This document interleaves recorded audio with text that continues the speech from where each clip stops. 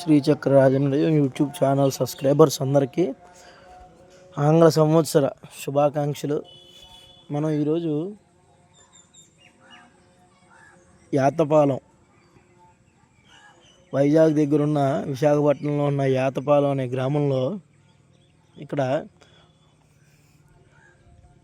ఒక పెద్ద దేవాలయం చూశాను నేను వెళ్ళేటప్పుడు.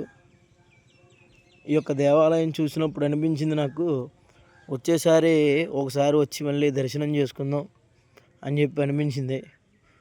స్వామివారు ఎంత అద్భుతంగా ఇన్ని అడుగులతోటి ఉండగానే నాకు వెంటనే కూడా పరమేశ్వరుని చూసినట్టే అనిపించింది. ఈరోజు ఈ నూతన సంవత్సరం రోజు నాకు చాలా ఆనందకరంగా అనిపించింది.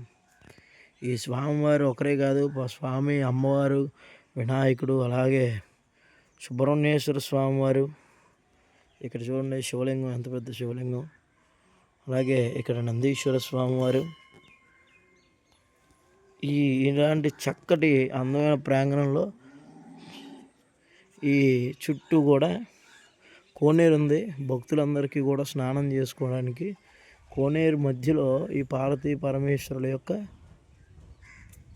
విగ్రహం అనేది ప్రతిష్ఠించారు. చాలా అద్భుతంగా ఉంది. ఈ యొక్క దేవాలయం మనకి ఎక్కడ ఉంటుందంటే సబ్బవరం మండలంలో, అనకాపల్లి జిల్లా, ఆరిపాక దగ్గరలో చిన్న యాతపాలెం అని చెప్పి ఉంది. ఆ యాతపాలెంలో ఈ యొక్క దేవాలయం ఉంది. ఈ స్వామివారి విశిష్టత ఏమిటంటే, ఇక్కడ స్వామివారు ఒకరే కాదు, ద్వాదశ జ్యోతిర్లింగాలను కూడా ఇక్కడ ఈ కోనేరు చుట్టూ కూడా ప్రతిష్ఠ చేయడం జరిగింది. అసలు ఎంత మహద్భాగ్యం అంటే, సప్తజన్మ కృతం పాపం స్మరణేన వినశ్యతి. 7 జన్మల్లో మనం చేసుకున్న పాపం అంతా పోతుంది అంటే ఏమి చేయాలా అనుకుంటే స్మరణ చేస్తే పోతుందట.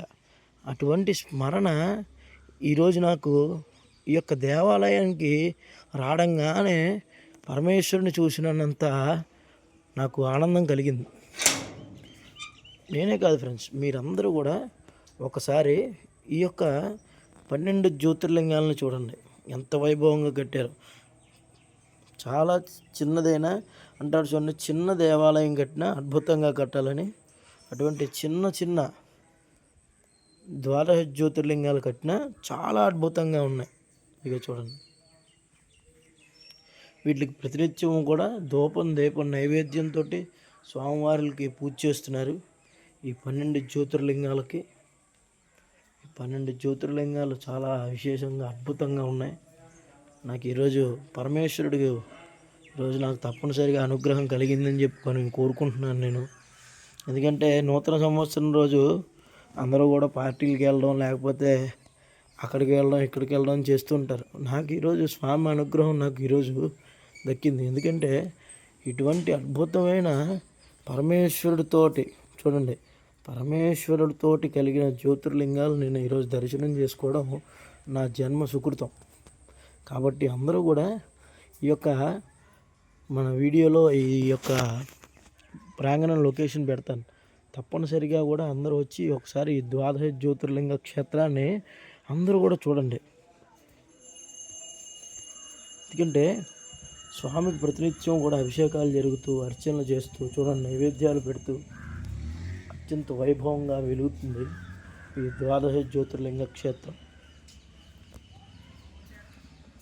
ఇలాంటివి దేవాలయాల గురించి అలాగే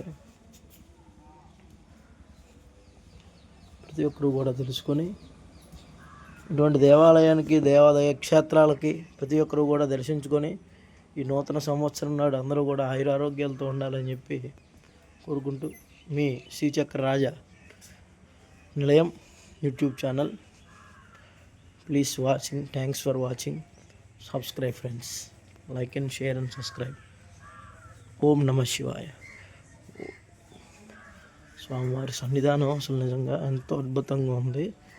అసలు ఎంత అద్భుతంగా ఉందంటే మీరు చూడండి, ఇక్కడి నుంచి దూరంగా తీసినా కూడా స్వామివారు ఎంత వైభవంగా కనబడుతున్నారు. ఆ స్వామివారి కళ్ళల్లో కానీ, అమ్మవారి కళ్ళల్లో కానీ ఎంత అద్భుతంగా ఉందో చూడండి. అమ్మవారు, స్వామివారు అసలు చాలా వైభవంగా ఉన్నారు. మీరు ఈ యొక్క చిన్నయతపాలెం అనే గ్రామాన్ని ప్రతి ఒక్కరూ విచ్చేసి ఈ స్వామివారిని దర్శించుకోండి.